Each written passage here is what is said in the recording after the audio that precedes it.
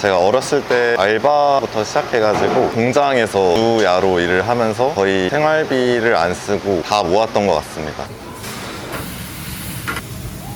처음부터 이렇게 채용을 했던 건 아니고 그때부터 나이 많으신 분들까지 다양하게 분포가 돼 있었는데 오래 같이 일을 하다 보니까 마음이 맞는 친구들만 모이다 보니까 저랑 비슷한 나이 또래로 모이게 되더라고요. 다른 브랜드들도 먹어봤는데 이거다 싶은 맛이 있었습니다. 기억에 많이 남더라고요. 1월에는 4,500 정도 나왔고 일 매출도 250 정도. 기대하는 월 매출 같은 경우는 6,000. 주저하지 않으시고 도전해보시면 저처럼 좋은 결과가 있으실 것 같습니다.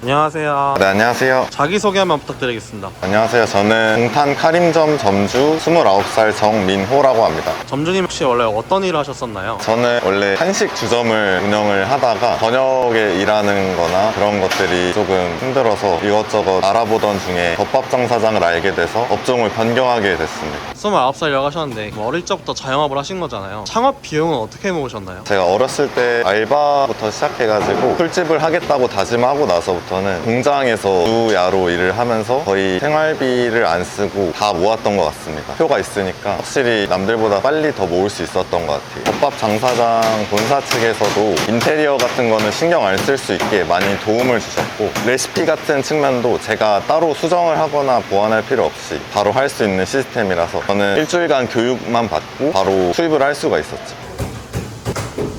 지금은 어떤 거 하시는 걸까요? 덮밥에 들어가 양파를 손질하고 있습니다. 기계를 사용해서 하고 있습니다.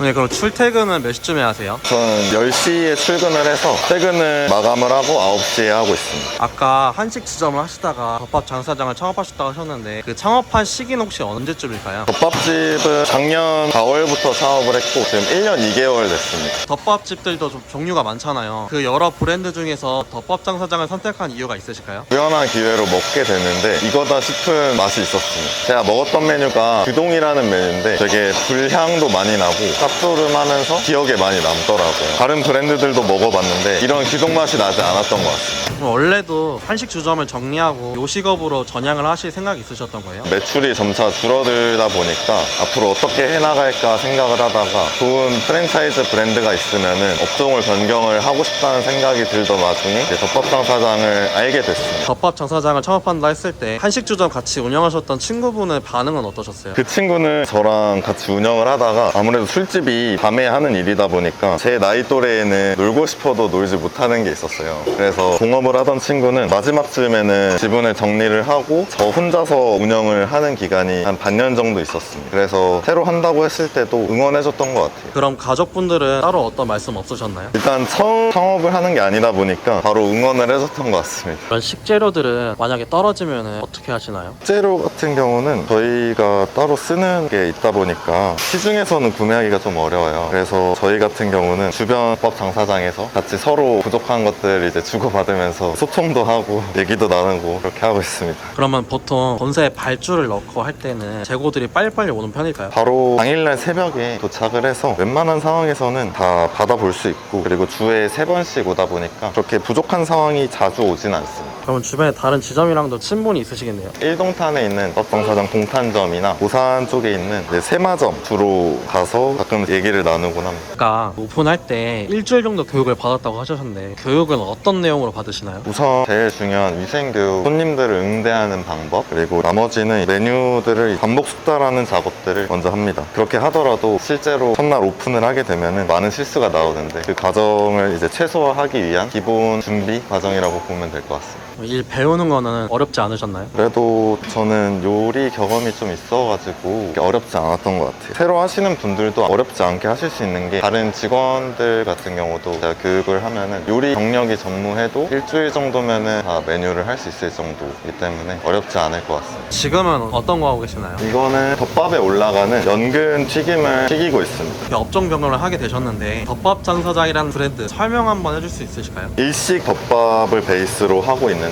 저희 입맛에 익숙한 고추장과 간장을 이용해서 한국 사람들 입맛에도 특화되어 있는 덮밥이라고 할 수 있을 것 같습니다. 점주님 보니까 직원분들도 되게 젊으신 것 같네요. 네, 맞아요. 일부러 그렇게 채용을 하신 건가요? 처음부터 이렇게 채용을 했던 건 아니고 원래 처음에는 그때부터 나이 많으신 분들까지 다양하게 분포가 돼 있었는데 오래 같이 일을 하다 보니까 마음이 맞는 친구들만 모이다 보니까 저랑 비슷한 나이 또래로 모이게 되더라고요. 점주님 혹시 여기 매장 평수가 어떻게 될까요? 저희는 20평 정도 되고 있습니다. 홀에 좌석은 좀 몇 개 정도 될까요? 저희는 총 10개 정도 테이블이 있고 2인석과 4인석을 합쳐서 24석 정도 있습니다. 점심이나 저녁 한참 바쁠 때 테이블 회전은 잘 되는 편일까요? 네, 저희가 혼자서 오시는 분들도 있고 여럿이서 오시는 분들도 있는데 혼자서 오시는 분들 같은 경우는 식사 시간이 아무래도 빠르다 보니까 금방금방 회전이 되고 있습니다. 혹시 여기 월세랑 보증금이랑 권리금은 어떻게 될까요? 보증금이랑 월세는 3천에 230 정도 있고 권리금은 450 정도 주고 들어왔습니다. 본탄에 다른 것도 많은데 여기에서 창업하신 이유가 있을까요? 원래 처음에는 3곳 정도를 보고 있었는데 이곳이 월세나 보증금 대비 유동인구가 제일 많았고 지하다 보니까 월세가 생각보다 지상층보다 더 저렴했는데 바로 앞에 이마트가 있다 보니까 유동인구는 더 많았어요. 그래서 딱 보고 바로 결정하게 됐어요. 그럼 혹시 매장을 알아보실 때 본사에서 해주신 조언이나 페어 같은 게 있었을까요? 권리금이나 월세 같은 것들을 좀 조정을 잘 해주셨어요. 부동산 계약할 때부터 조정을 요청을 드려서 원래 저였으면 아마 생각도 못했을 텐데 그런 부분들을 도와주셔서 그래도 더 안정적으로 창업을 할 수 있지 않았나 싶습니다. 여기서 보니까 주방이 약간 오픈되어 있는데 이런 건 약간 부담스럽거나 하진 않으세요? 오히려 저희들의 장점을 더 잘 살릴 수 있는 계기가 되지 않을까라고 생각을 해서 저는 더 오픈을 해달라고 얘기를 했습니다. 위생적인 부분에서 점주님이 좀 더 신경 쓰시는 어떤 포인트 같은 게 있을까요? 보이지 않는 부분부터 잘 관리를 해야 된다고 생각을 해요. 그래서 홀에서 보이는 부분들도 당연히 청결하게 하는 게 중요하지만 식사하시는데 최대한 중독이라든지 그런 것들에 대해서 저희들도 예방 교육들을 직원들에게 항상 시키고 있고 그런 것들에 주의해서 조리를 할 수 있게 항상 지도를 하고 있습니다. 이건 어떤 메뉴인가요? 이거는 저희 매장에서 제일 잘 나가는 돼지고기가 들어간 타동이라는 메뉴.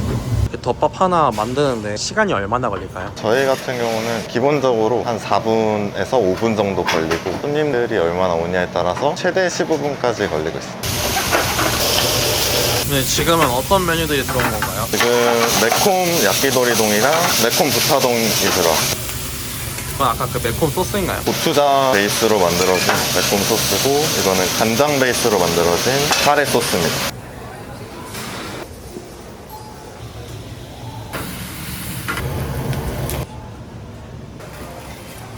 네, 이렇게 바쁘게 장사가 되셨는데 월 매출이 어느 정도 나올까요? 월 매출 같은 경우는 제가 포스기를 보면서 말씀을 드릴게요. 이거는 올해 매출인데 이쪽 보시면 총 매출이거든요. 1월에는 4,500 정도 나왔고 작년 같은 경우는 4,000부터 점차 늘어나다가 7, 8월에 학생들 방학이 있으면서 5,500까지도 늘어났었고 일 매출도 250 정도 나왔던 적이 있습니다. 그리고 곧 있으면 또 이제 7월, 8월 이제 방학이기 때문에 그때도 좋은 매출이 나올 거라고 기대를 하고 있습니다. 그럼 혹시 기대하는 월 매출이 어느 정도 생각하실까요? 기대하는 월 매출 같은 경우는 최고 매출을 다시 한번 찍어보고 싶다는 생각이 있어서 5,500 정도 생각하고 있습니다. 시원하게 좀 더 한번 지르시죠. 6,000.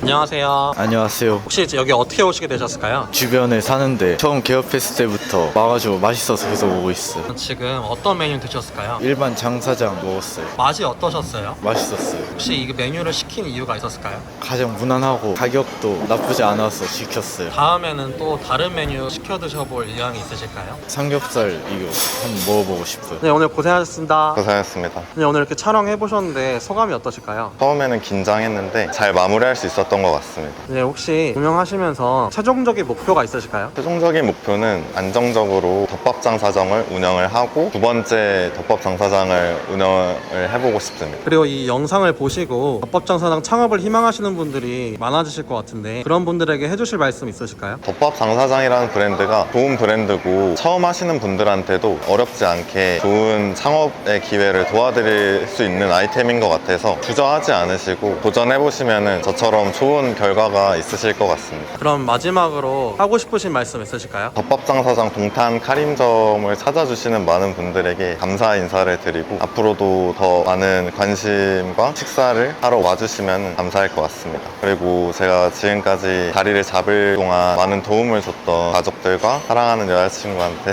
고맙다고 말하고 싶습니다. 덮밥 장사장 화이팅!